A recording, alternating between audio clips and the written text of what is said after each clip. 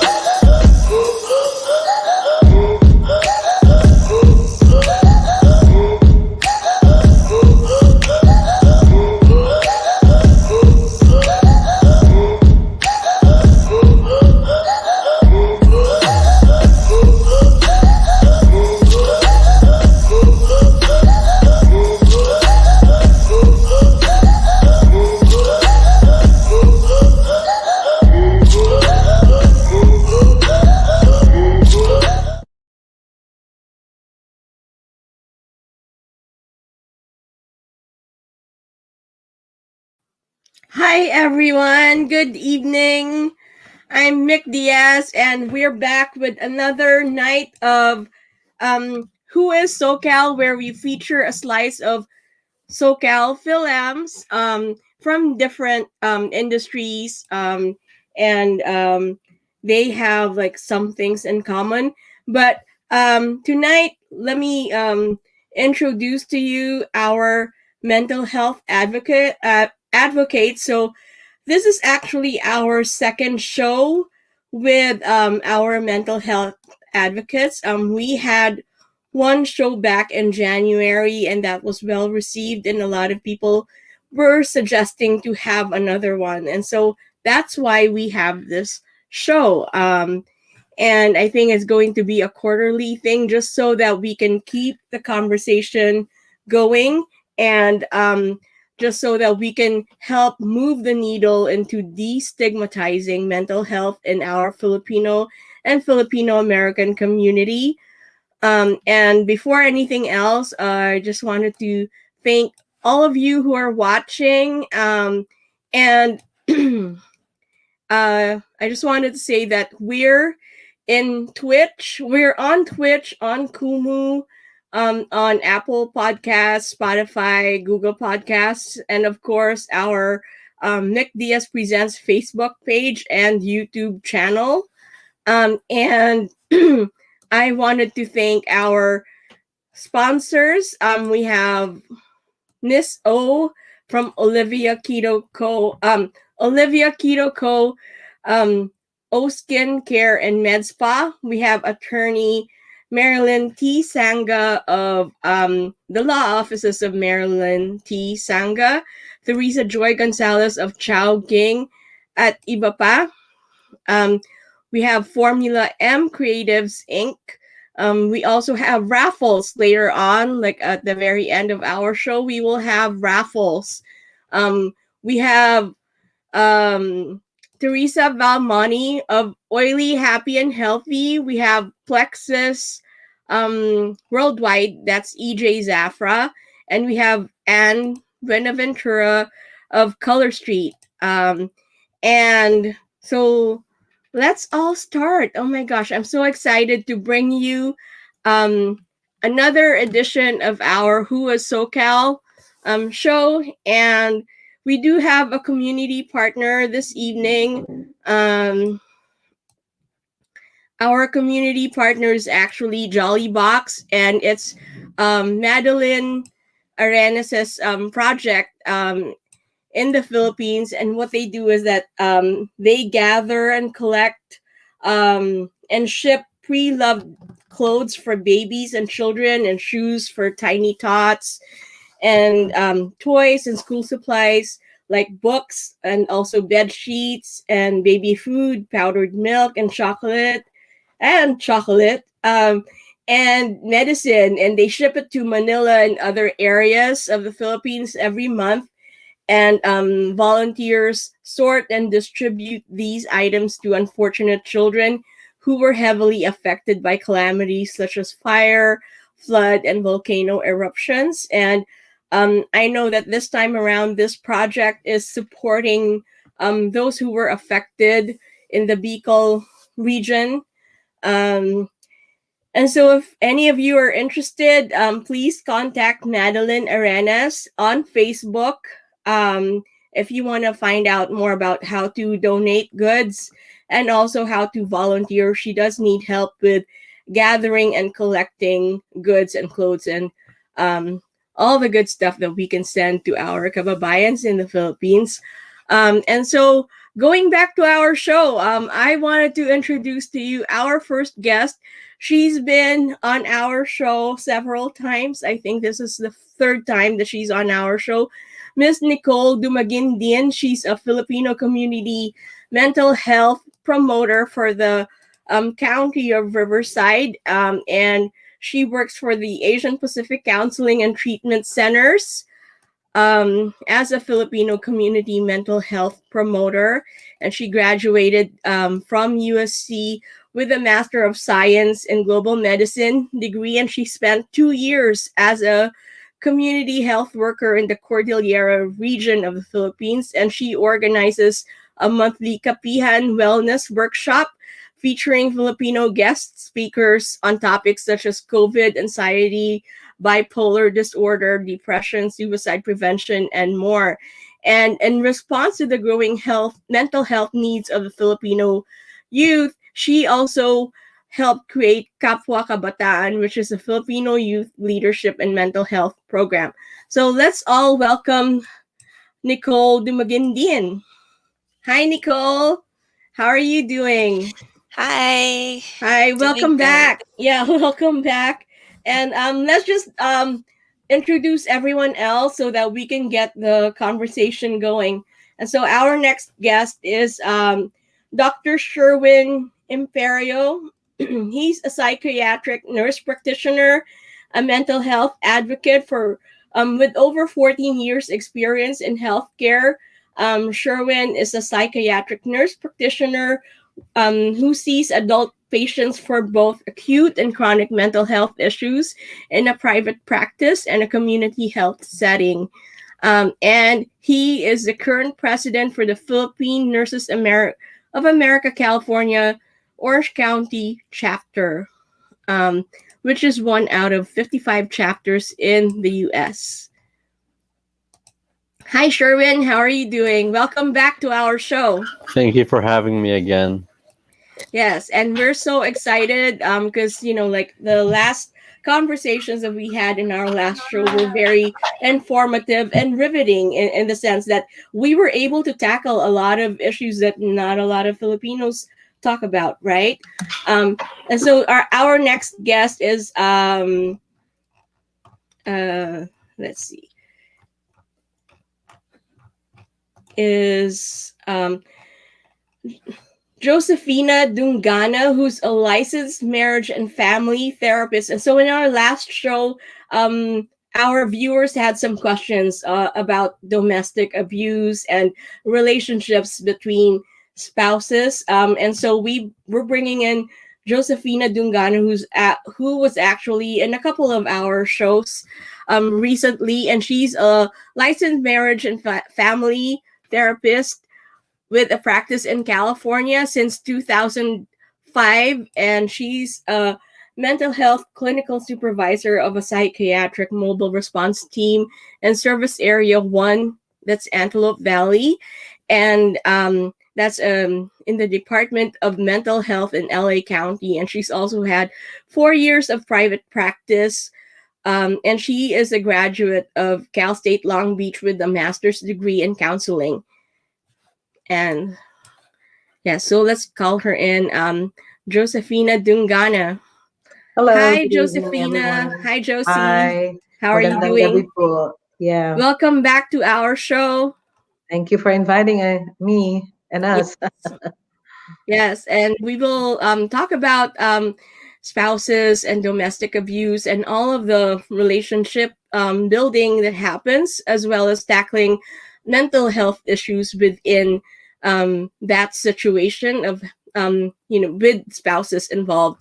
And our next guest is Miss Ellen Samson, who is the CEO of American Geriatric. She's an international certified dementia trainer and practitioner, dementia family dynamics coach, and a geriatric care manager. She is also the VP and founding board member of the Coalition of Filipino American Chambers of Commerce.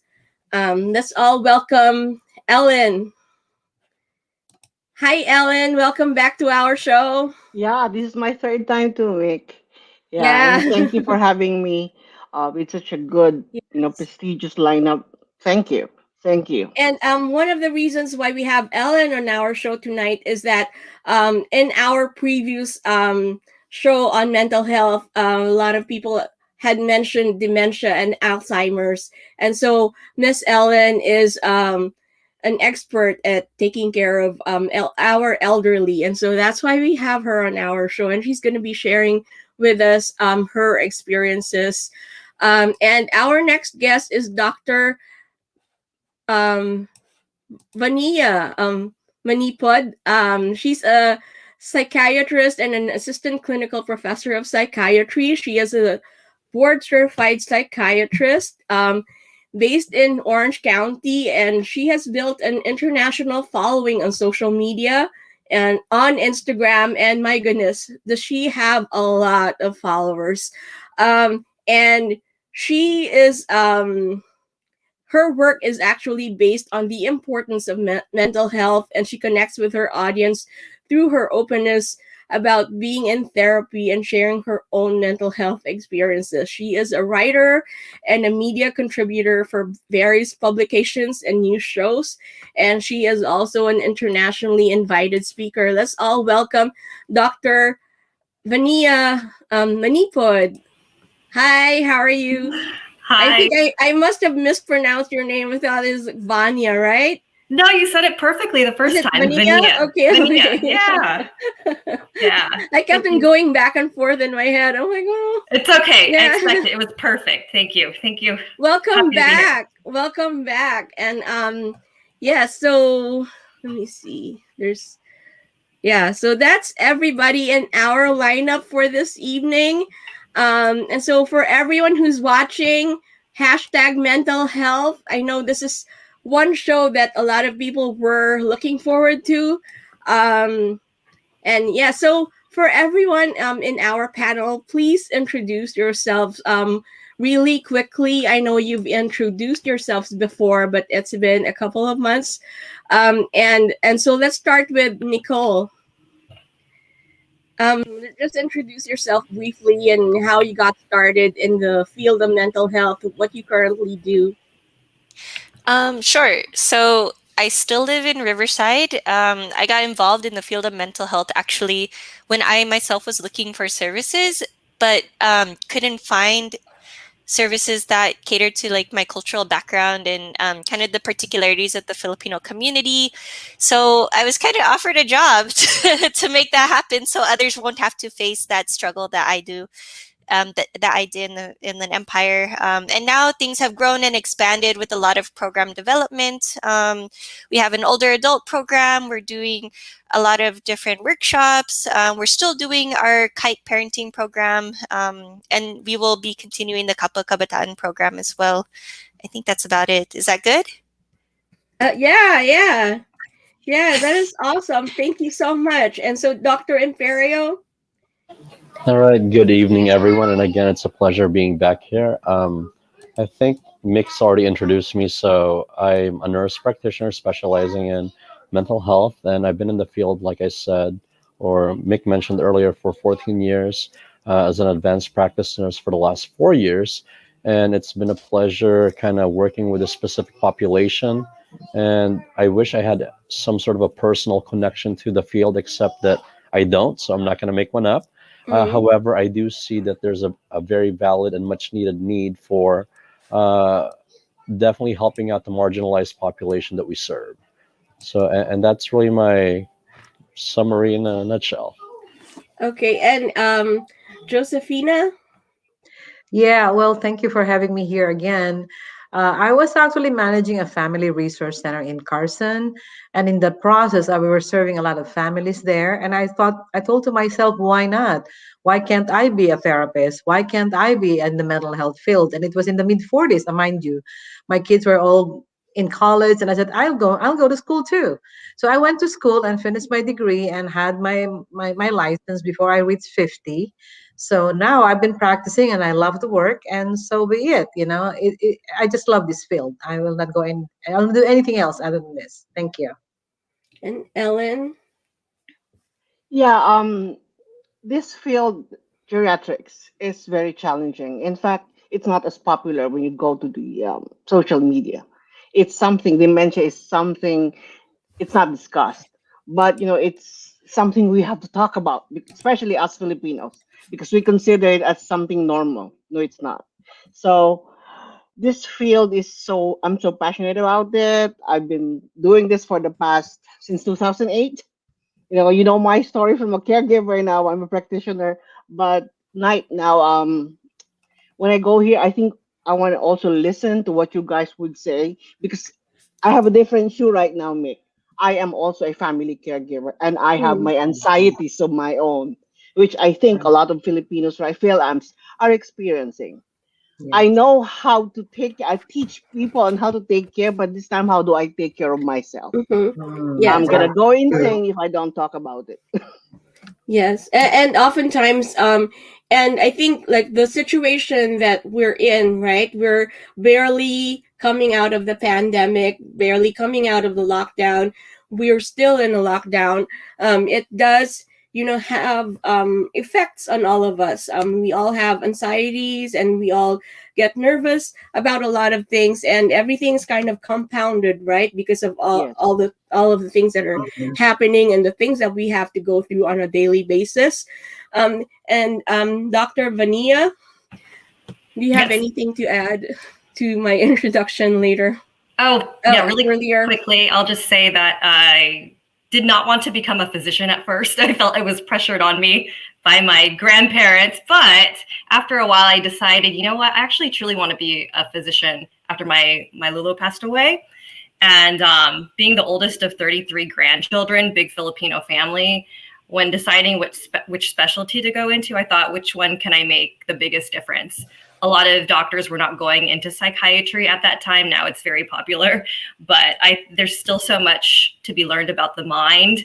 And I found that becoming the best psychiatrist I could be actually involved me seeing a therapist and doing my own work, which I've kind of tried to, put myself out there as an example to others in the Filipino community to show there's nothing wrong with getting therapy. There's nothing wrong with getting help, and that it could actually strengthen your family connections even more. Mm-hmm. And I know the last time that we met, we had all talked about the stigma with talking about mental health in our Filipino community, right? People don't want to talk about mental health issues at home, and we talked about certain steps in opening the conversations, with our own families, with the people that we live with at home, right? And there were a lot of follow-up questions that came about during that session, and one of them is talking about um, exactly that, like how do we open the conversation, how do we start the conversation. And I know one of the things that came up was talking about our experiences And that's the reason why we have this show, like talking about it more often. Will hopefully move the needle in destigmatizing mental health in our community, right? That's why we're all here in this panel. And one of the other questions was, um, how do we take care of our elderly? Another question was, how do we deal with domestic violence? That's another one. And just recently, one of the things that came up was, since there's a lot of aggression towards Asian Americans at this time, how do we deal with the anxiety and the effects of being in that situation, or having that situation, living with that in our community? And also, how do we deal with stressors, or if there's someone having a mental health breakdown, right? Like as Nicole had mentioned, um, Angelo Quinto was having a mental breakdown when he was apprehended, right?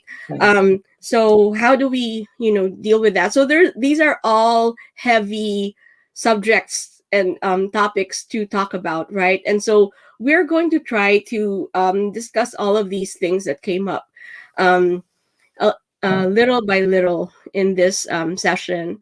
So one of the things that we, wanted to talk to was that, as a Filipino American community, how do we break down talking about mental health?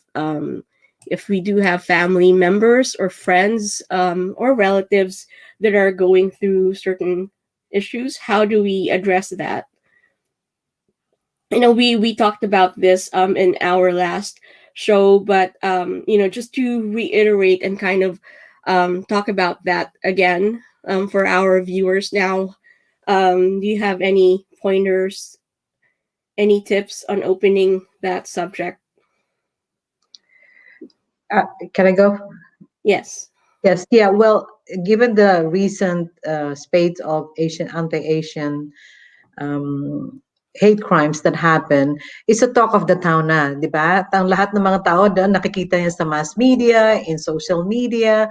So we can encourage people na pag-usapan yan. I mean, to normalize that, what, it's okay to be angry, it's okay to be afraid, but at the same time, when you notice yourself getting affected by this, you live in fear. Now, sabi nga, pinanood ko yung dating yung show na Dr. Sherwin has mentioned about, the kind of things that we do when we are, when we're afraid, when it affects our functioning. We can no longer function, it's hard to go to sleep, and it's hard to function at work the next day. So, pag-uusapan natin yan na inormalize na, yeah, okay ka na naramdaman mo yan, pero you have to notice yourself. If it's affecting you, then, it's not good anymore. Not to think that it's shameful, or na aba may ano na ako, may kulang na ako, parang ganon. Kasi ang nangyayari sa mga Filipino community, parang nakakahiya na magsabi na meron tayong mental health issues. And that's one thing that we have to talk about. We need to discuss it. We need to talk with everybody that it's okay to seek help. It's okay to recognize your own, not symptoms. We don't label it necessarily as symptoms, your own negative feelings. As the environment affects you, as anything around you affect you. So I think that's a good start. If I may add, this is for seniors, on the perspective of seniors. We are young, we still have that capacity, or we can talk about negativism. But right now, I would like to caution discussing that in front of your older people. They are from a different, how would I say, generation. Because, during time, our lolas, let's say for us, those the older ones, their culture is different from what we have right now. If we may be, because they have the the absorption of that, on how they can deal with that. they can't. Maybe some others can, but those, especially those are moms who were born in the Philippines, who dealt with the Filipino community, who did not deal with other cultures. We can still discuss it in a positive way, but major caution, because sometimes they put it in. They will not tell you they're affected. Oh, they will listen, but you know what? They'll think about it. Just like my mom. Just like my mom, what happened? I discussed with her about this Asian crime. So my mom is 75 and my auntie they have starting dementia. If they heard about it, they heard about it and they kept on repeating. Because emotional, the fear leaves an imprint for people who has problems already with memory. Right. So we're not saying that we're not going to discuss it with them, but at least a little bit of caution. Because some of them, not all, if there's okay, but the dementia is already kicking in, a little bit. We're not saying no, but just caution. Yes, certainly. It's different age group, Yes. different. Mhm. Yeah. Yes. Can I ask a follow-up question to that, Ellen? Yeah. Because I think you bring a good point.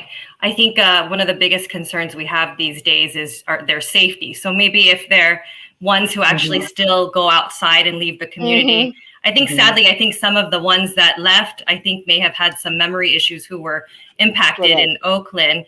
So maybe would it be like safe to at least say, you know, like let's maybe go out with pepper spray, I'll teach you, or something at least where you're at least addressing their safety. Yeah, that's what I told my mom. Because my mom loves to go clean the yard at the back and bring her timba, they call it, and put it in the dumpster. She loves doing that. However, we are in Normandy, in Torrance, it's a busy street. And you don't even know, a lot of people pass by there. And she is this pushing her cart and gonna put it there. But you know what? You don't even know. She's gonna get mugged. And on our way, because she heard that news from San Francisco going to LA, she kept on asking me. She kept on asking me. So we told her, Mom, we'll just do it for you. Just don't go out. You know, just don't go out. Because obviously they're the most vulnerable. You know, so don't let them go out by themselves. You know, or sometimes if they have memory issues already, they will not remember how to use the payo. But maybe this time, just to protect them, they should not be alone. They should not be alone. This is not the time for us to leave them. But at the same time, we should not put them inside the house. And you know what? Because they might feel, you know, they would feel like they're so inside and they really want to go out. They should not limit them from seeing the outside world. And maybe not talk to them about this seniors getting mugged, you know. People talk, that's gonna put fear into their minds. Of course, it will create trauma, you know, Yeah. vicarious trauma for one. Yeah. Yeah. Yeah, I kind of just want to add too. So, yeah, it's very important that we're aware of how different people, whether they're our clients or our loved ones, how they respond to the things that are happening around us, whether they hear it on the news, etc. And it's just like trying to find a sense, going back to that sense of wellness, even though we've been triggered and different people have been triggered to either fight, flight, or freeze, right? Those are all three very valid reactions. But at the end of the day, how can we work together to not only take care, you know, of ourselves, and by taking care of ourselves, that we can take care of those who depend on us too, right? Yes. Yeah. Yes. It's hard. It's really hard. I don't know if I'm undergoing that right now. I'm a certified dementia practitioner. I counsel families about dementia. Now it's my turn. There are times that, you know what, I really have to say, ang hirap pala if it's my Of turn. course. I kept on talking about it, but I see my aunt not recognizing me every day. She calls me the lady with the white hair, you know, every day. It's That's really hard. tough. It is hard, and you see this beautiful person turning into somebody you don't even know, and that's the start of a long goodbye is already there. Sometimes me and my sister, you know, having goosebumps. How do we deal with this now? Who's taking care of us? Because Hmm. sometimes you don't even know You because get caregiver caregiving also. is Yeah. 24 hours. And you know the cost of caregiving, us Filipinos, our culture, the cost of caregiving, we don't put our people, our folks in the nursing home, which you know I think is a part of the culture because of economics. But you know what? Sometimes it's really tough, especially when you live and work in America. It's a different setup, unlike you're in the Philippines. Here, you know, my aunt is 24 hours. She would do things like put the how do you call this, the rugs in the refrigerator. If you are not trained, if you're not trained, you will really give up. I am trained and I'm giving up. But the thing is, who will they go? Will we send them to a nursing home? Will we just let them there? But who's taking care of us as the family caregiver? That's just a question that I am sometimes a loss, that I want to breathe. It's tough, particularly for us Filipinos. We love our folks, but we forget ourselves. Can I I just think add something about that? Oh, sorry, Nicole. uh, Yes. So Ellen, I think I unfortunately did not have the opportunity to do that with my own parents. Both of them are now deceased, but I Oh. did have grandparents that both had Alzheimer's. Uh-huh. And really, yes, safety is a big concern for many of these people. And from a cultural standpoint, yes, we oftentimes will not put our elders in a group home for our culture and or sometimes even financial reason because perhaps Mm-hmm. it's too expensive. Mm-hmm. However, as a caregiver, we need to be able to recognize our own limitations. Mm-hmm. And if Mm-hmm. you're not, unfortunately, this specific population that you're talking about, they become targets of abuse. And Yes. I've read some literatures out there saying that at least half of those patient population are being abused in some shape or form when they are in these types of homes. And that's why it's so critical for us, even as family members, and even Mm-hmm. especially as family members, to recognize that yes, we're going to have moments and where it's going to feel like we're giving up. And I think Mm-hmm. that's why those respite care programs that are available, we need to really take advantage of those. And if it's something that we have, I don't know if you guys are familiar with IHSS program. Yes, We have caregiver, that. respite Yeah. care. Exactly. So Yeah. respite care is provided, and those individuals will come in for a few hours. I don't know what the actual numbers are, but they are available, and we need to be able to say, you know what? I just need to be alone for a few hours for myself. Mhm. I could be at home or I could be doing something outside, but I just can't be cooped up in the same household right now and focusing on my loved ones. And that's okay. And I Mm-hmm. think that's where sometimes we as the Filipino culture get a little stuck and we're like, we feel guilty for wanting to be away from our loved ones. Yeah. Our culture. You know, we are from, I'm from the psychiatric mobile response team, right? So day in, day out, we're a 24/7 operation. And we have seen a lot of these elderlies that are mostly Asian, I would say, that prefer to stay in their own homes. One, okay. There's elderly couple, the other partner is already having dementia, and then there's an onset of crisis. You know, they don't know if it's psychosis because they present with a lot of psychotic features. But on the other hand, it's more neurological, being dementia, Alzheimer's. But yet it's a crisis. The other person is really hurting the other one, so we come in. They call upon us, but of course we need law enforcement. So in that process, we also educate the family that you got to recognize what are the things that this couple can do living by themselves. It's already a threat to their own safety and other safety. So what do? We come in here as a crisis team, but on the other hand, day in, day out, when the person comes back from the hospital, now what's next? So again, it's a caregiver issue. It's very cultural because they want to stay in their own homes. This elderly couple wants to retain their own, safe environment, the home that they've been living for years. And yet again, it's a challenge for their own family, their own children, and their own selves in terms of safety.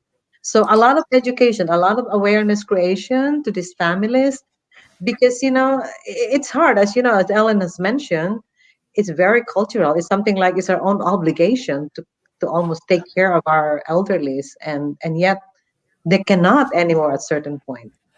Yeah, for me, it's just cultural. It's not. It's more of economics. Caregivers right now is more than 10,000 round the clock care. Yes, I can't yes. afford that. Mm. Yeah, I can't afford that. That's why I said, you know what, I hire something. But going back to what Sherwin said, those places, we call them the Mona Lisa places. You know what?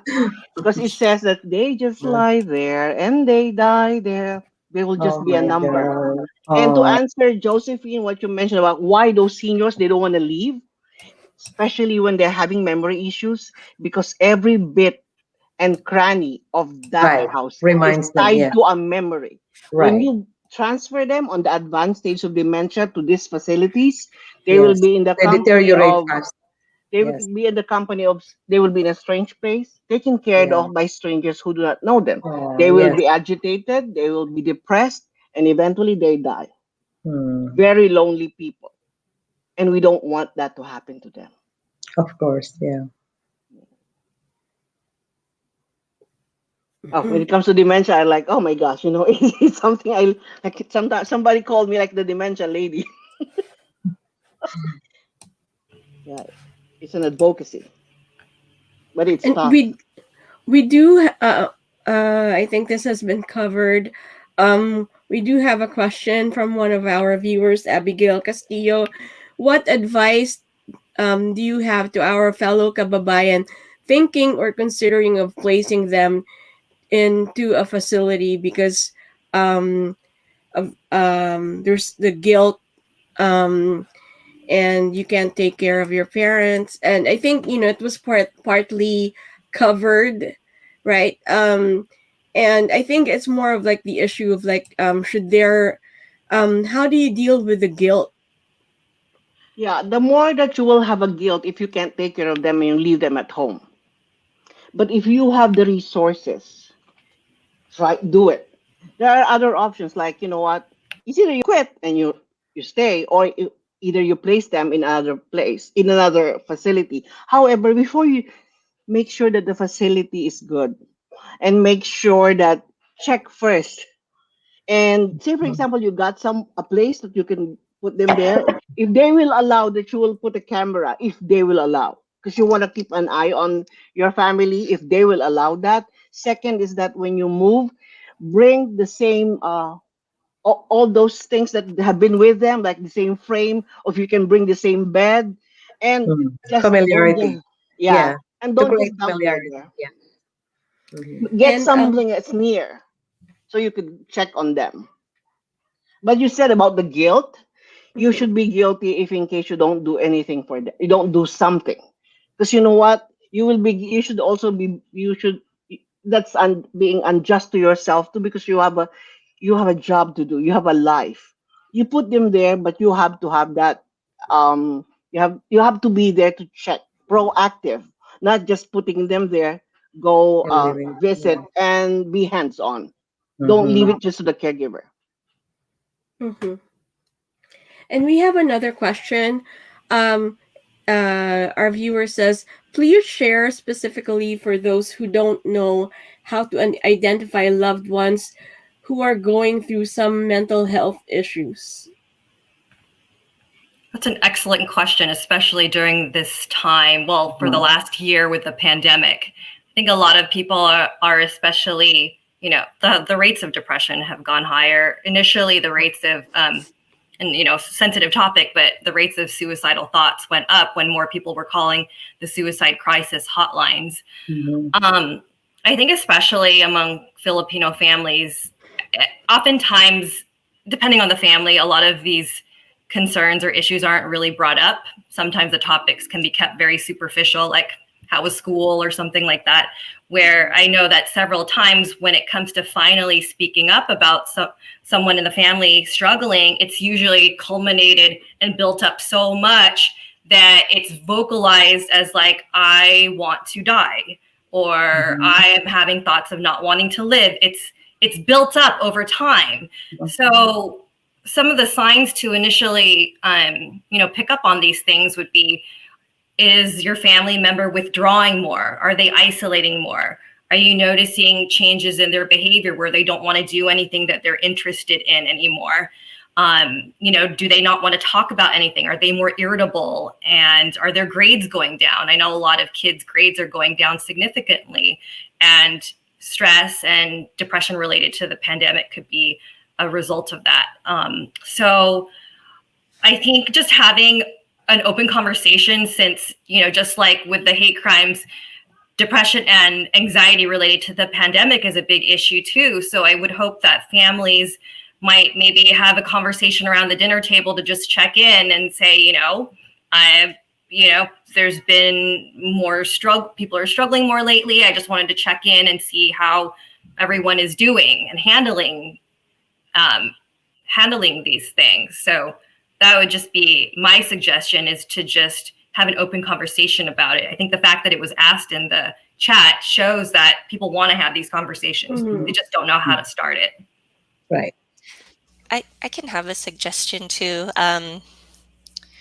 So we can also think about, because Filipinos are also very spiritual and faith-based too, like praying together and like having an open prayer where each one can kind of share just, what's in their heart, or like what's something that they want to, they need help with, or that they would like help with, something like that. If they're not comfortable, going to seek services right away, there are steps they can take along the way too. It's just a matter of really being there and supporting them so that they don't close themselves off, right?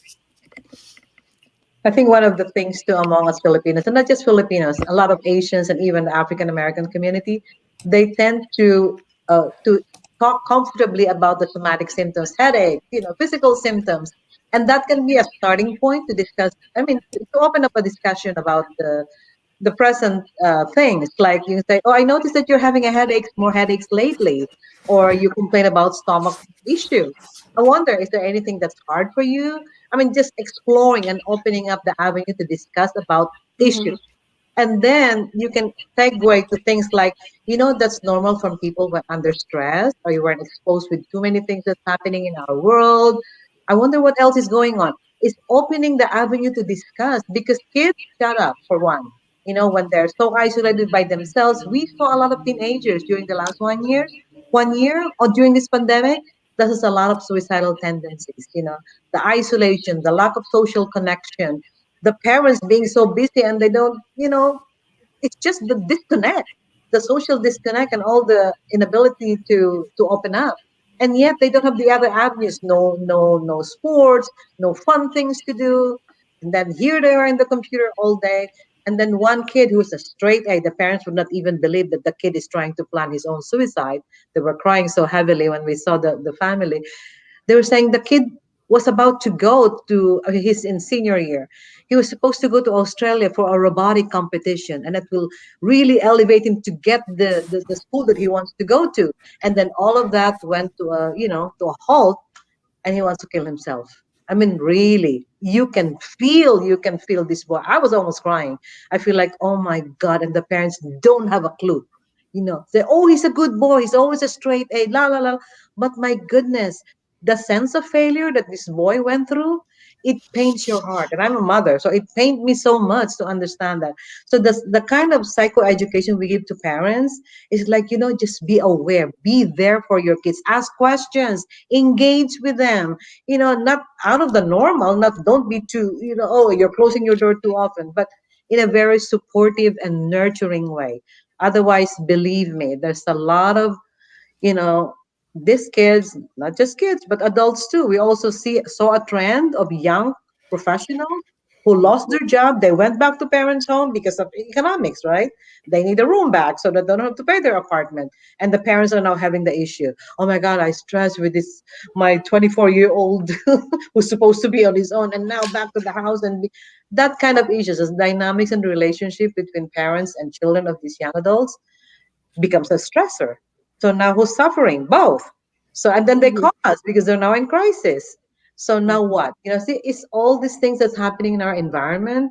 It creates a world of chaos, meaning not just, the way things are, but also within families.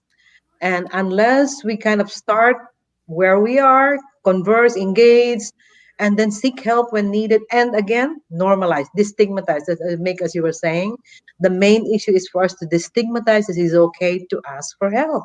I mean, you're not labeled to be mental just because you went to seek help.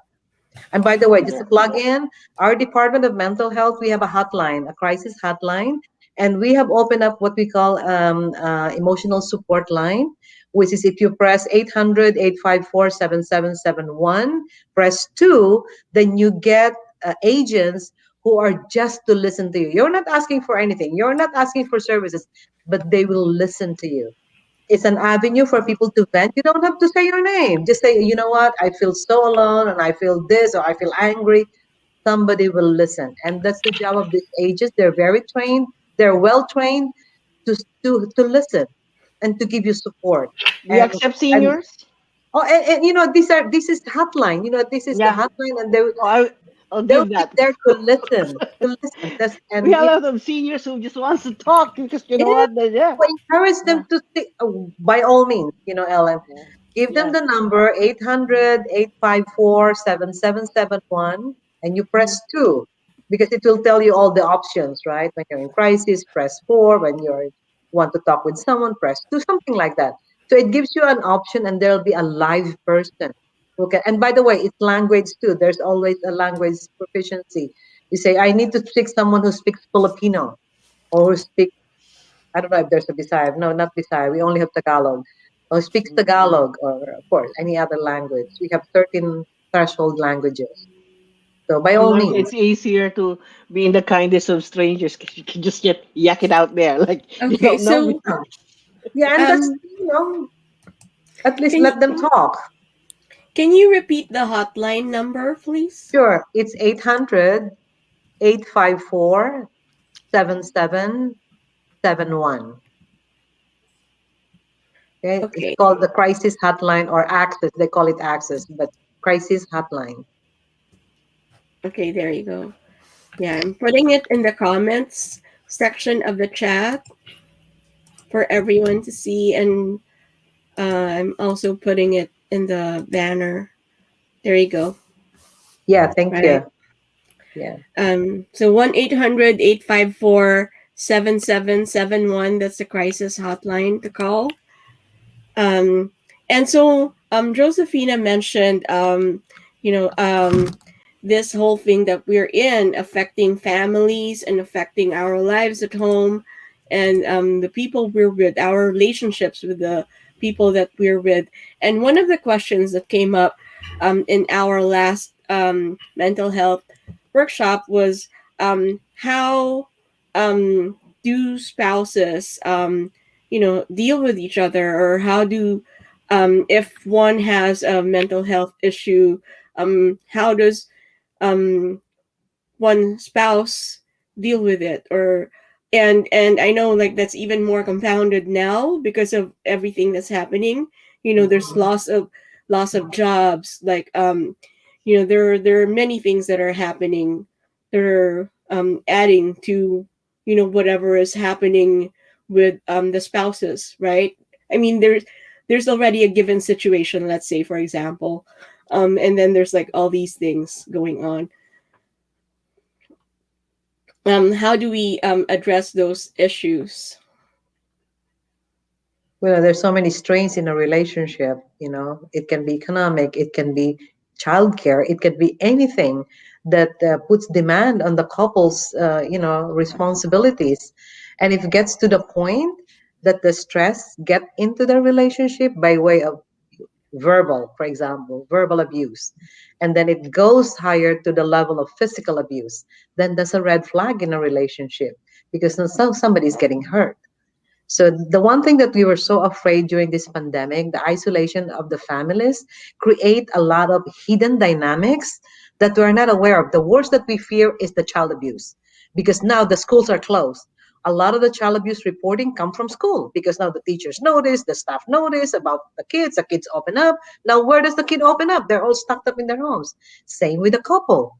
What happened? So there's a lot of hidden things that are going on that we are not aware of to be maybe getting worse, including abuse and abuse of children, abuse, spousal abuse, and all that. And there's so many red flags that you can see in a relationship. When there's an even power relations, meaning somebody control the finances, for example, somebody doesn't want anybody to see their relatives or have in contact with their social circle. That's a red flag, right? Because now there's a sense of control. One is controlling the relationship. And when that exists, then you see there's an imbalance in the way things are working between the couple. So red flags like that, they have to recognize that where am I in the relationship? Do we have a fair relationship? Do we have an equal relationship? is one over the other. And worse, as I said, beyond economic control can be the physical, and that's the worst that can happen. And you know how it is with the dynamics in you've heard about it. The domestic violence relationship, the dynamics is it's almost like there's a learned helplessness with the victim. Something like if I'm a friend of somebody who's into this, you will say, my goodness, don't you recognize this? You get hurt, and why do you come back? Oh, they're lovey-dovey tomorrow, and they stop Mhm. drinking or whatever, back again into the relationship, and then back into the sweetie thing, and then the cycle begins again. It's a vicious cycle because the victim doesn't recognize the powerlessness in the dynamics. There's a certain things there in the domestic violence situation that makes the victim more a victim because of that powerlessness. and And and that's sad. I mean, that's why, there's a lot of education that has to happen with the survivors of domestic violence, because they get back into the same cycle, even another Mhm. boyfriend of the same trend, the same guy who beat you up, or another guy will beat you up, and they seek the same. I don't know, something about the dynamics that's kind of Mhm. hard to understand. So speaking of dynamics, so for Dr. Imperio or Dr. Vania, um how does that get escalated? I mean, so let's say we're like worst case scenario, and do you see any of those patients who come from those kinds of stories?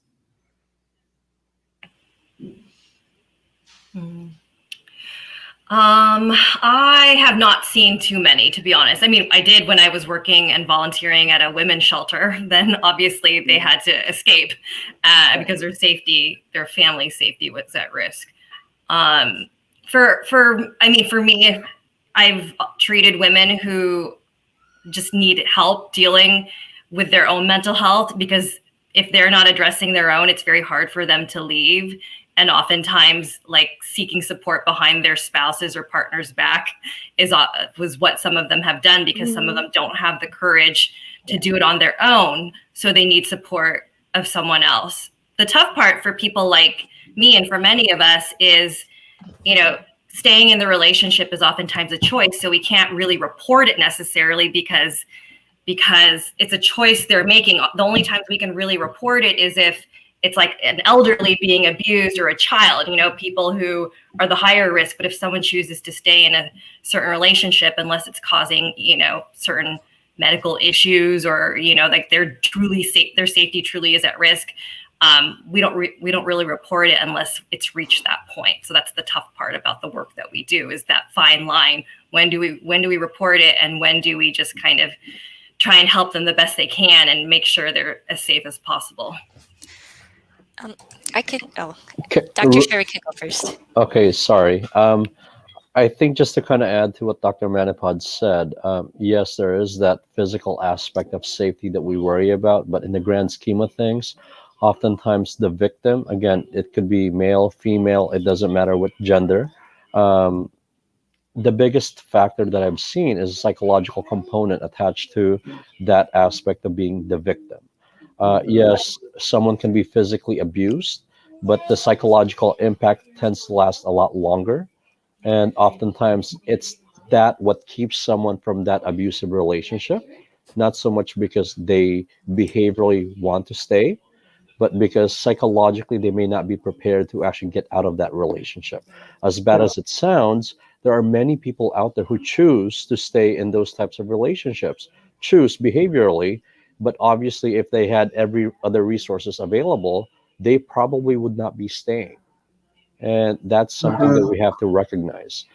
Again, yes, I do understand that the probability is females are likely more abused than women. However, that in itself actually perpetuates the idea that males, in fact, do not get abused, or at least the numbers are less reported. And part of that is there's that stigma of being a victim as a male, the shame attached to how is it that your spouse, your wife in the traditional relationship, how is it that your wife was able to do X, Y, and Z to you, and you're a much bigger person than that individual. If I can add on just a little bit. So we actually had this topic in February for one of our workshops. We titled it Toxic versus True Love. And the reason we Mhm. did it in February is because that's Teen Dating Violence Awareness Month. And um, at such a young age, it is so important that we model and that we promote healthy relationships instead of habits that could lead to unhealthy relationships, especially when, you know, they're at that age and they're Mhm. it's it's what we do when we're in high school, things like that. How do you stay safe emotionally, physically, and sexually, right? Just Mhm. to like put all those words out there. And yeah, you know, when we look in particular to the Filipino community, we have this culture of ligaw, right? You court. Mhm. Excuse my accent. And generally, right, the guy is gonna be courting the girl, and the guy usually takes a more dominant role, and the girl has to be more submissive. She's generally either a Maria Clara, or she's very docile, or she's very, you know, the complete opposite, right? So in understanding those sort of cultural norms that come from our roots and our heritage, it's how can we respect and acknowledge that, but at the same time change those things that should not be passed down. So, for example, it's okay if the power relations are equal, right? To have a healthy relationship, it's about equality and respect, not about power over another or like controlling one another type of thing.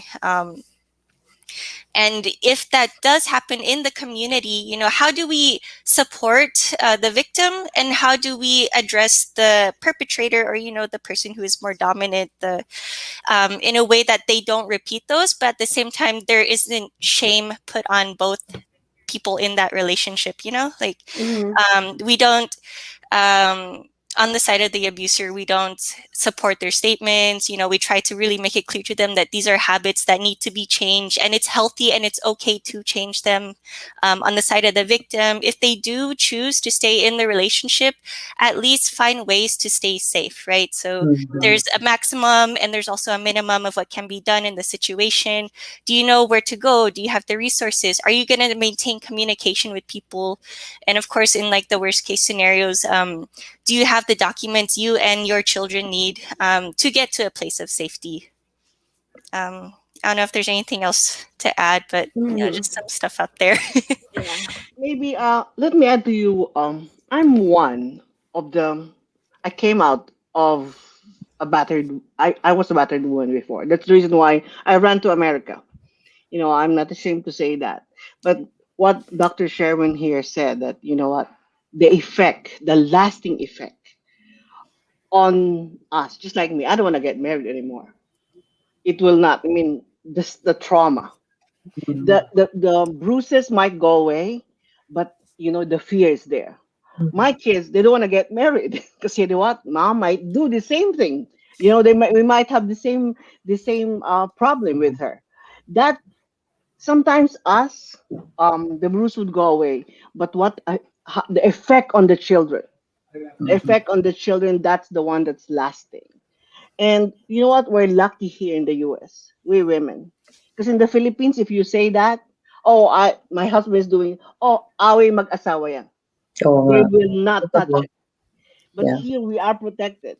Even just a text message. I was in court the other day because I have a crazy neighbor and I watched a telenovela, a drama in front of the judge. I was the last to be heard. Anyway, I saw like even just a text message. You know what? That's already verbal abuse. And Mhm. you can be granted a restraining order, and that would leave a mark with your spouse. You know, it will be on record that you can't go near and he cannot have any firearm. We're just so lucky in the US that we have that. But in the Philippines, my heart bleeds for the women there. You know, Right. and here maybe that cultural thing you mentioned, Nicole, it's really hard. Yeah. How do you change that? But there's one thing I think I taught my kids when they were still kids. You know what? I let them watch Sex in the City with me. No man can Yeah. do that to you. You know, I was open to them. It's discussing. Because you know what? Our parents didn't say, oh, you can't even talk about sex. You can't say this. You can't say that. But when you are friends with your kids, they can open up to you. You know what? I think this time that what happened to me will never happen to them. because I told them that, hey, there's women empowerment. So I let them, they were mad at me for making that, they watched Sex and the City with me, but I think they became mature and level-headed. Right. So here in the US, the doctors in the ER are mandated reporters. If they see that the bruises, even if the woman or the man denies that these are caused by due to some strained relationship with another person, they find that it's because of domestic violence, they can file a report against the perpetrator, and that will lead to legal, consequences to the perpetrator. At least there's something that will move on in a legal way, including the restraining order thing. Yeah. And so, speaking of, we were thinking about topics for tonight, right? And so one of the things that we wanted to go back to was how, because of everything that's happening, let's say, for example, someone was having mental health breakdown, or someone was having a mental health crisis, just like our example is Angelo Quinto. How does one detect that it's indeed a mental health breakdown at that point? I think it would depend. So there's also scenarios where people are also under the influence of substances, and that can also cause them to have certain behaviors too. Or if they were abusing substances and then they're going through that withdrawal. In either case, right? It's a very sensitive situation, and even in the situation of Angelo Quinto, he already was in a state of calm, and how unfortunately when the police were there, the way that they responded was with excessive force. So I think it's important for our community to know if there are and what are the alternatives out there to keep our family members safe, and of course ways to prevent us from getting to that stage of mental health crisis. True. Yeah, there's drug-induced psychosis, and there's some that are early onset, and you can see that from a lot of people. I mean, just to tell you a scenario, we saw a young person, age 22. She just came from a rave party where she was going in UC Riverside, came back to the parents' home over the weekend, and she has so severe psychosis, severe to the point that she's hurting people and hurting her parents. So of course, it becomes a crisis. And the parents were so concerned because the boyfriend was saying, well, we just took morning glory. What is that? Morning glory at the rave party. I said, what in the world? This was before COVID. So you see, there's a lot of things that can show a crisis by way of psychotic symptoms, but parents don't understand. No, she has no mental health issues. She was a college student, all those things. But then again, as you're saying, Nicole, it can be a drug-induced situation. And well, she will need to get treatment for one, but then that doesn't label her to be having psychosis. And maybe Dr. Vania will talk more about that because you're the doctor, Doc. Yeah, that's a tough one, but to try and kind of make it a little bit easier to kind of rationalize in our mind what to do if a family member is in crisis. There's a decision of whether or not, number one is always your safety and your family member's safety. Safety is always number one. So if you're concerned about their safety or you're concerned about your own safety, then we have to think, okay, do I call the cops or not? And that's a tough one, especially with what's going on in the community, what's going on in the news lately, and fear regarding the police. So I don't know. I've worked in San Bernardino County. I've worked in Ventura County. I haven't had really negative experiences, at least working, I don't know. Everybody's different. And with the police department there, and even in Orange County where I am now. So if you feel like your life is at risk, then absolutely, you call the police. Yes. Call the police. Now, if you feel like, okay, I'm worried, but I feel comfortable taking my child, my family member to the hospital to figure out what's going on, take them to the hospital, because you don't know if this is drug induced. You don't know if this is something else, something medical going on. Right. So know the hospital to take them to. Now, if they already are seeing a psychiatrist, or if they're already well connected into the mental health system, then the question is, can we just call their doctor urgent or the mental health crisis line? So number one, safety at risk, call the police. Number two, if you feel comfortable taking them to the hospital, take them to the hospital. Number three, if you don't even think you can get them to the hospital, there's the mental health crisis hotline also, where the crisis team might come to you. I also want to add too, so if you do feel that need to call 911, you can also call with, at least in Riverside County, we have the CREST line, and that's a team of a social worker and another professional to come out and kind of help advocate and mediate between what's happening to the person and how can the law enforcement kind of like navigate what's going on. Sometimes that's also at the discretion of law enforcement, but you can put in that request when you call 911 that you want a mental health crisis team to be on the site when they do arrive. And that's actually something that that is happening in Antioch as a result of Angelo Quinto's death, is that the family's advocating for more funding to go into mental health crisis teams that can address the needs of the community. Yeah. And I think even in Orange County, they have the CAT team, and then LA County also has a mental health crisis team that can respond to. Yes. We also have another program where there is a MET, what we call mental evaluation team. Ours is 2 clinicians going on a call. The other MET team is the police officer not in uniform and a clinician. So they will go, if a police officer respond to the house first, have a first triage there, and then they will call the MET team.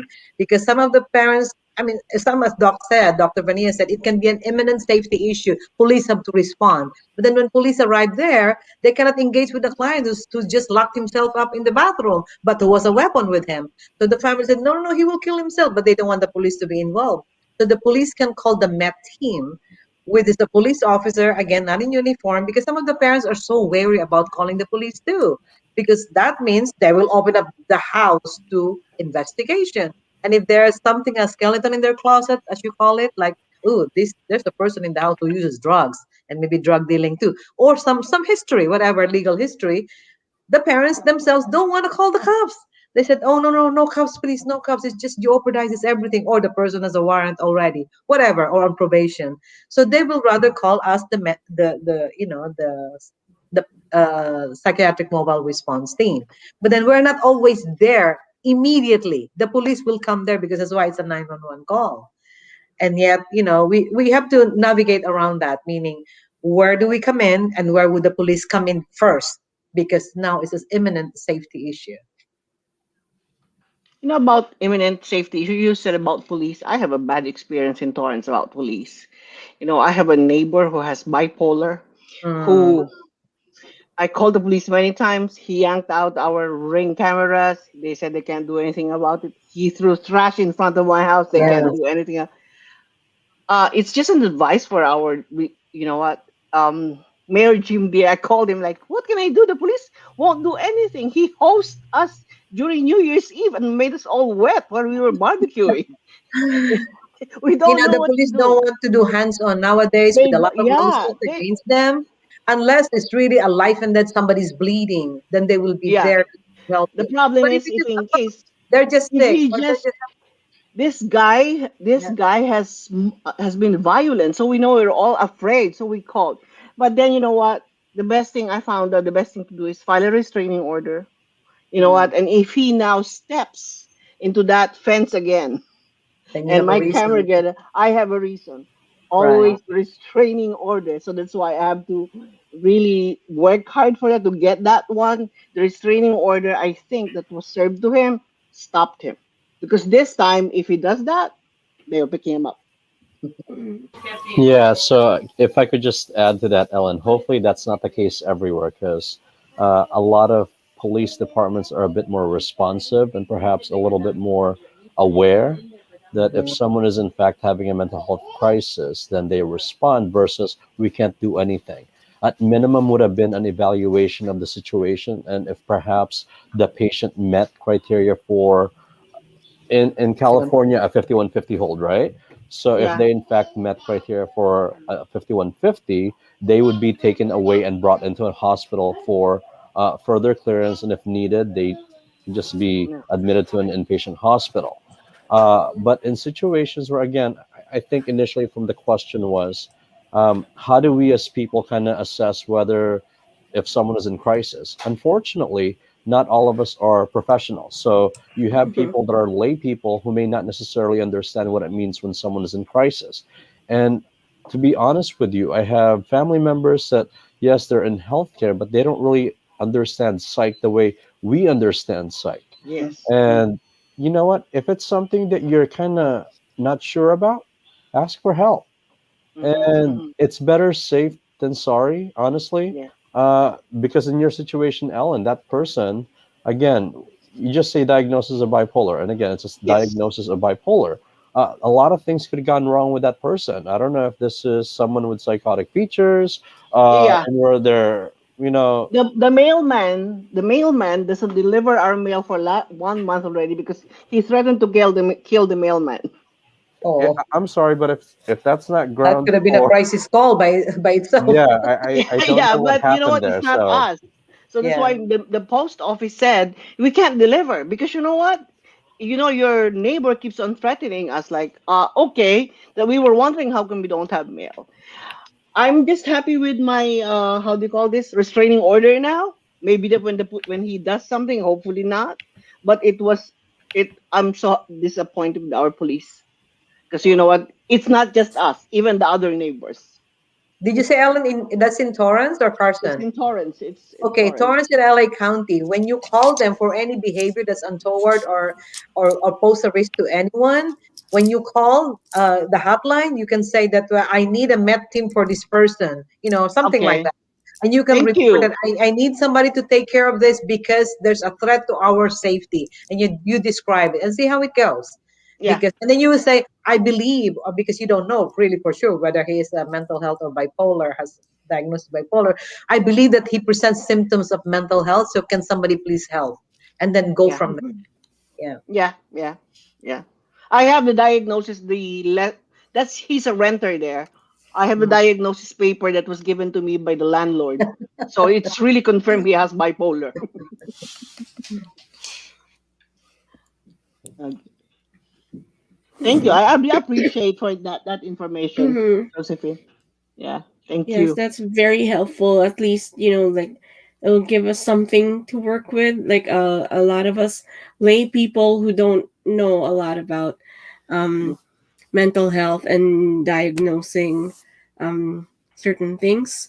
Um, and so one of the things that came up the last time, that we met was suicide prevention, right? And that's Mhm. always a topic that a lot of people want to find out about. And so going back to breaking it down simply for us lay people who are not medical professionals, like or um, licensed marriage and and family Yeah. therapists like you. Um, you know, how can we prevent suicide, or what are the things that we should look out for, whether it's for our own families or friends Mm-hmm. or relatives or the people that we work with. Mm-hmm.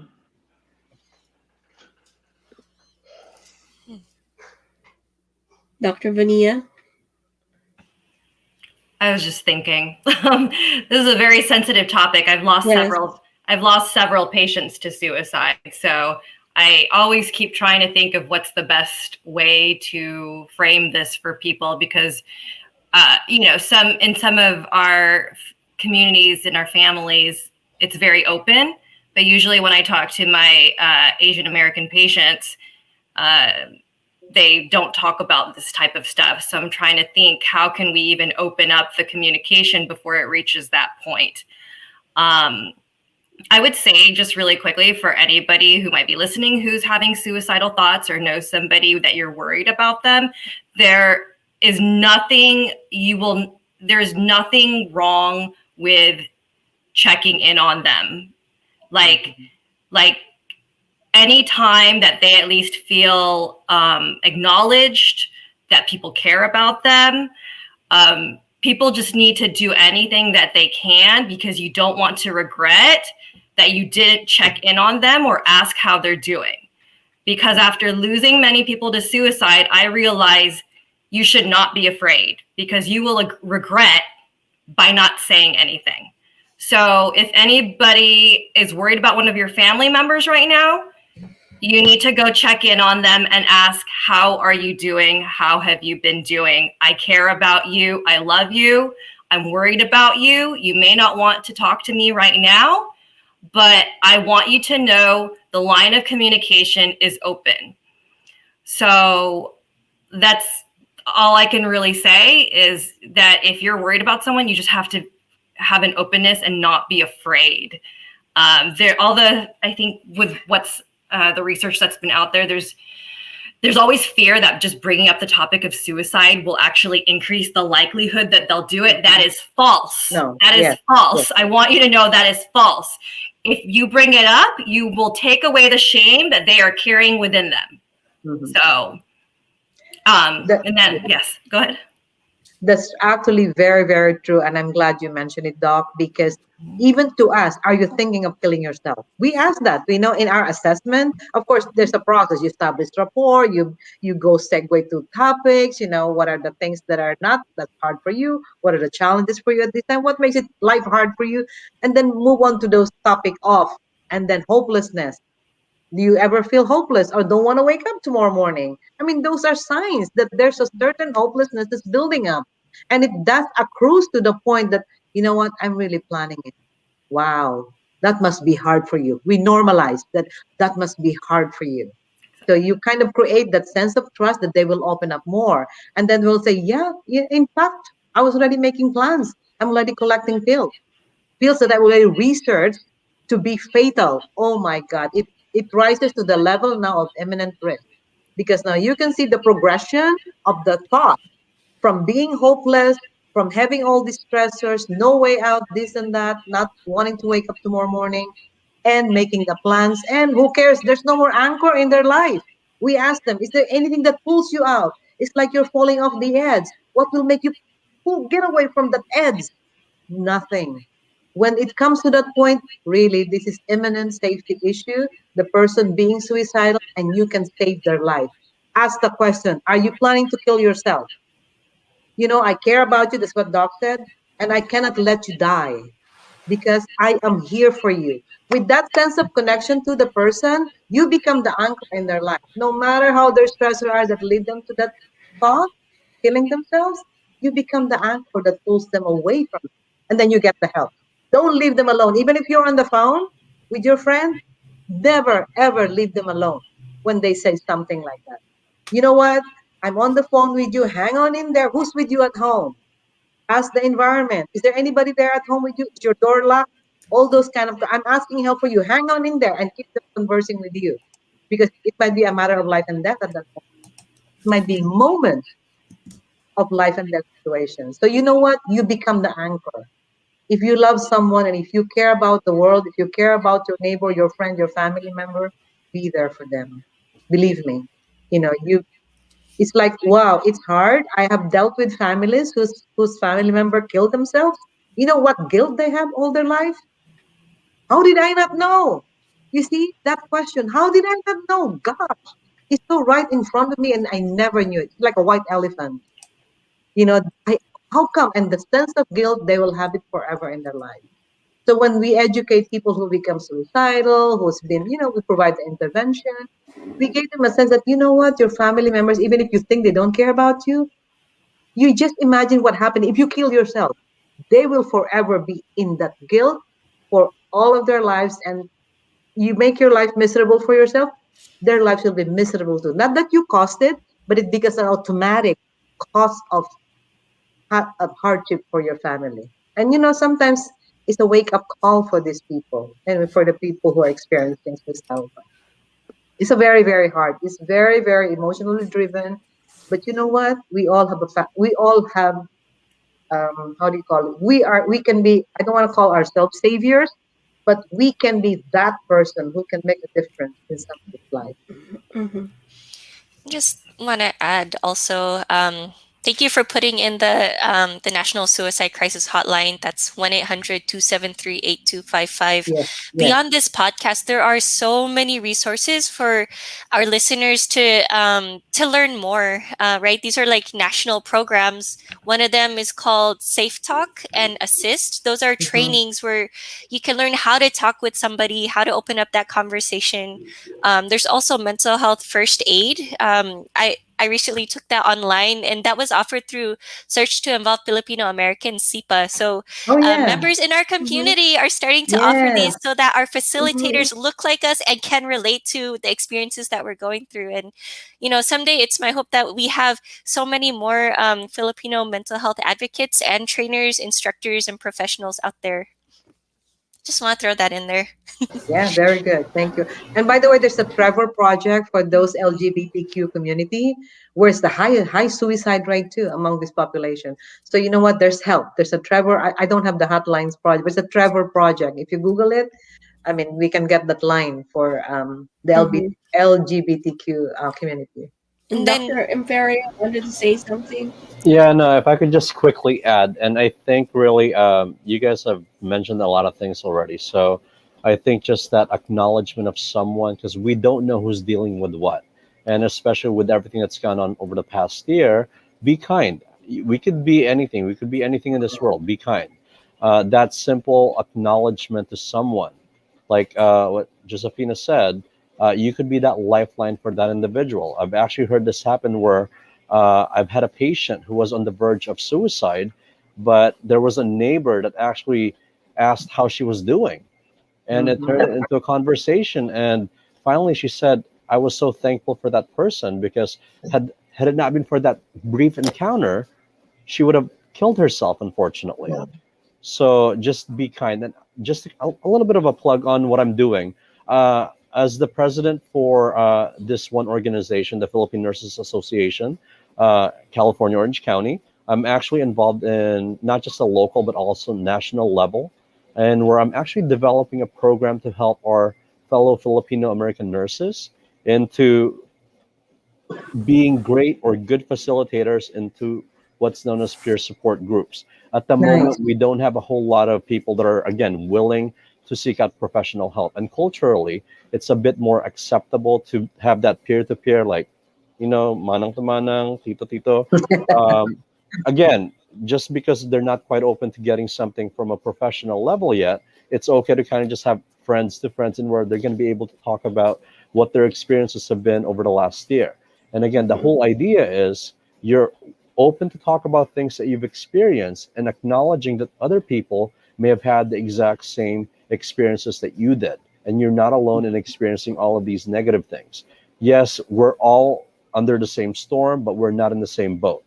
Some of us, unfortunately, had lost their jobs. Others are thriving with this pandemic. So it's just a matter of really knowing that there is help available, kind of like with what you guys have already said. And sometimes you just need to be nice to people. That's True. Mm-hmm. That is so awesome. And Dr. Vania, do you have anything to add? No, everything was great. Nothing to add. That is so awesome. And so we're at the half hour of 9 o'clock. And hopefully this, helps a lot of our kababayans and our viewers. And on the larger scale, right, moving the needle into destigmatizing, discussing mental health in our Filipino American community. And, just having discussions such as this panel, will change things, right? Little by little, like we're taking baby steps towards that by having these discussions. And before we end the show, I just wanted to tell everybody that we do have a raffle. So for those viewers who stayed around, hashtag Well, let's do hashtag be kind. So since Abigail Castillo already started it, so if you wanna join a raffle, hashtag be kind. And we'll gather the names and a wheel of fortune.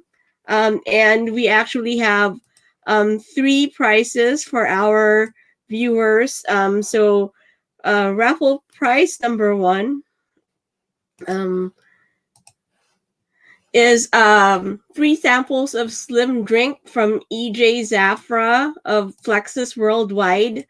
Raffle prize number two is one Paint the Town polish strips from Anne Benaventura, who is also a mental health nurse. Our raffle number three is one Young Living Strankle roll on. From Teresa Valmani of Oily, Happy, and Healthy. So it's an essential oil roll on. So there you go. And so everybody, we're waiting for you to hashtag be kind. There's a 10-second delay. And so while we're waiting for everyone to hashtag be kind, so do you want to let our viewers know what your current projects are or where you can be found in case they have more questions for each one of our panelists?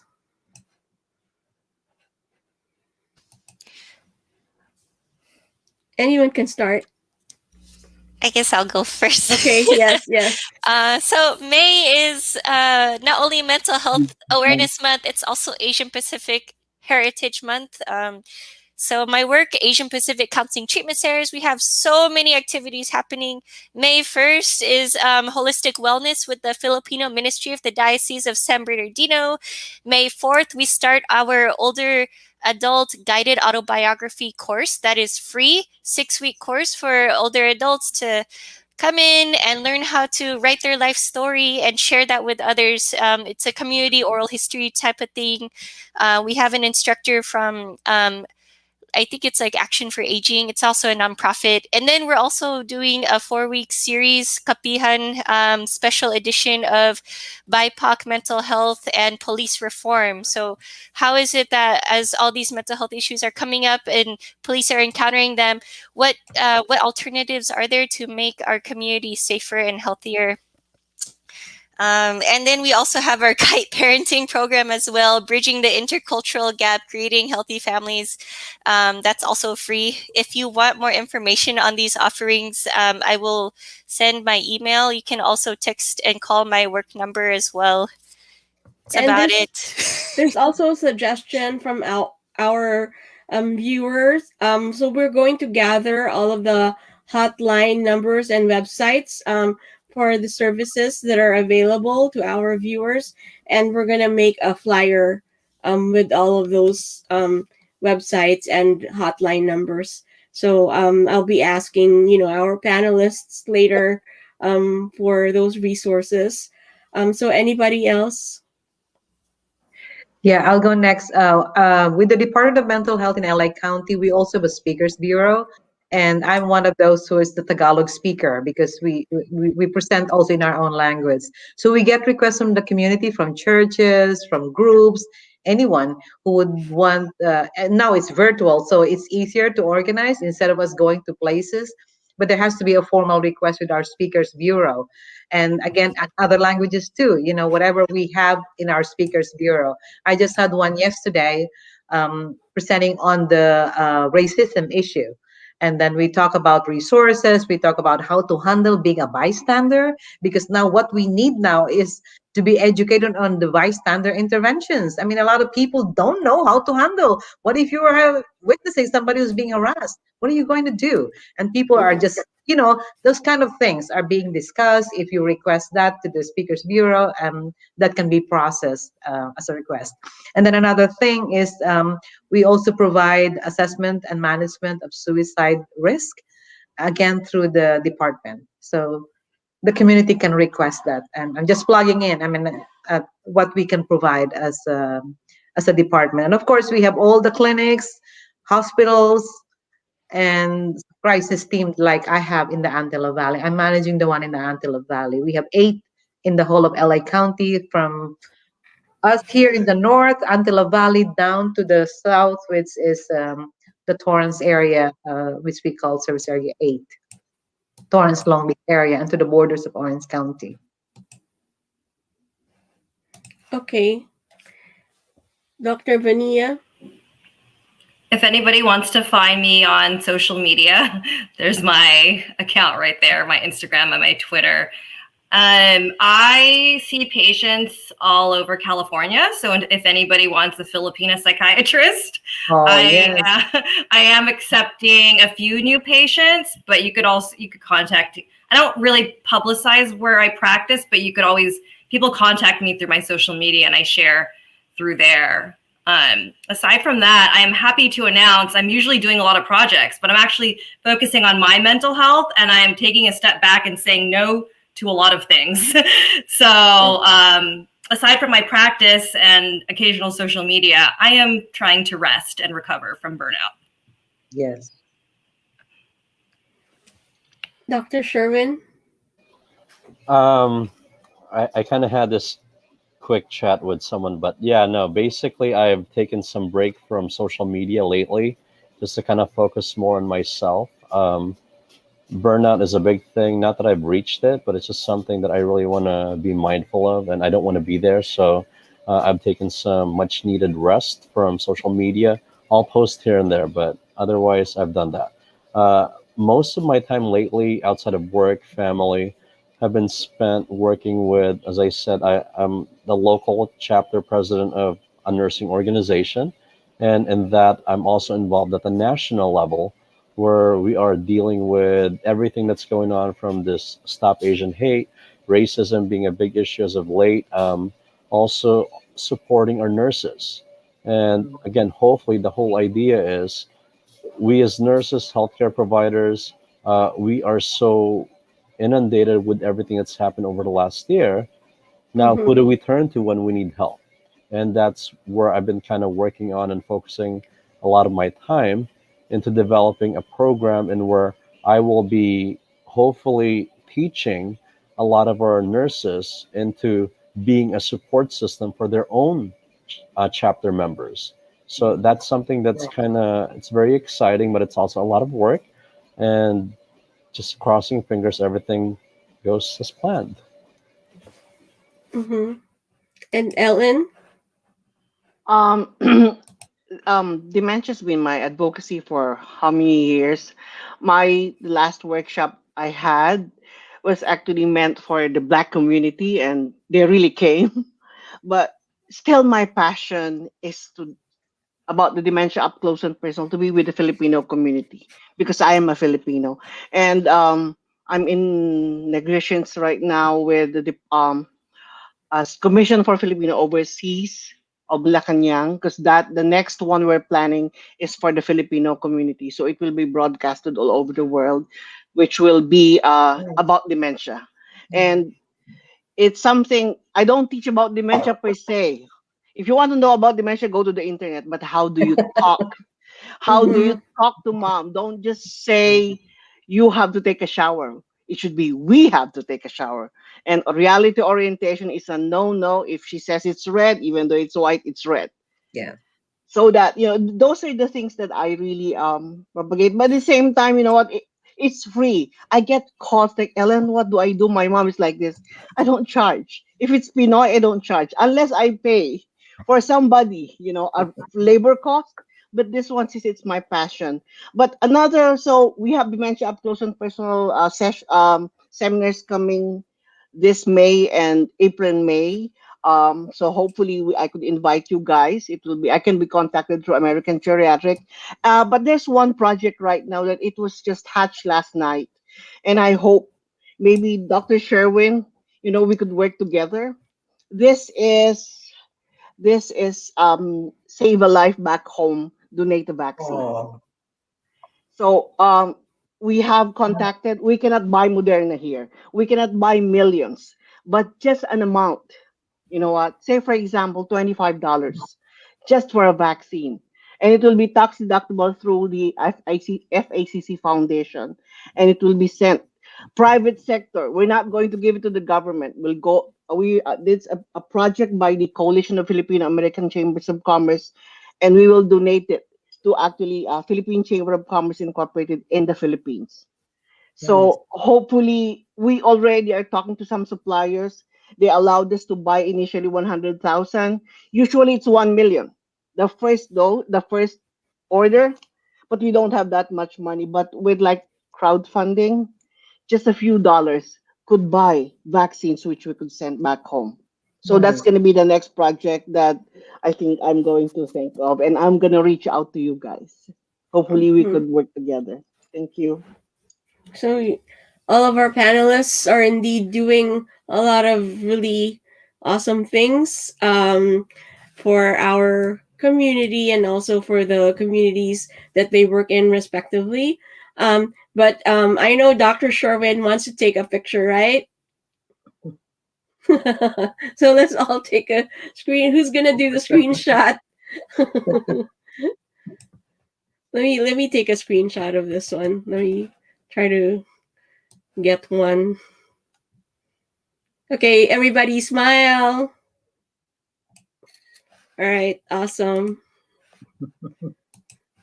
And I'll send it to everybody. There you go. And I know Arvin's ready with our raffle. Are you out there, Arvin? Awesome. So this is our first prize. Let me show it to you again. So it's a sample of Slim Drink for from EJ Safra of Plexus Worldwide. So this is the first one. Everybody, are you ready?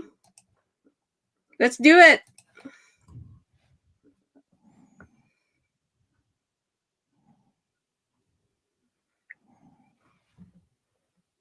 So congratulations, Leonora. We don't have sound. Are you out there, Arvin? Yeah, I'm here. Can you hear me? Okay. Yeah, we don't have a sound. Sorry. Yeah, yeah. Congratulations, Leonora. Okay, this is the second prize. It's one Paint the Town polish strip from Anne Benaventura of Color Street. Okay, so this is raffle number 2. Let's do it.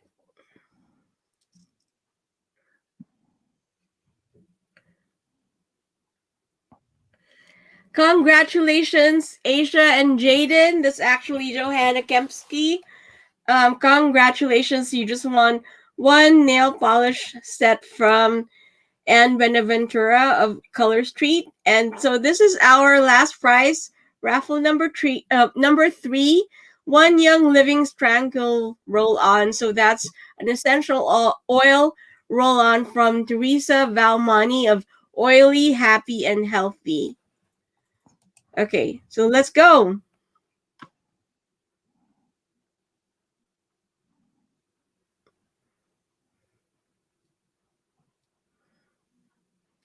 Congratulations, Madeline Arenas. Congratulations. And she is also our community partner, Jolly Box, like I said earlier at the beginning of the show. They are collecting all kinds of goods and clothing and milk for our kababayans in the Philippines who were affected by calamities, especially in the Bicol region.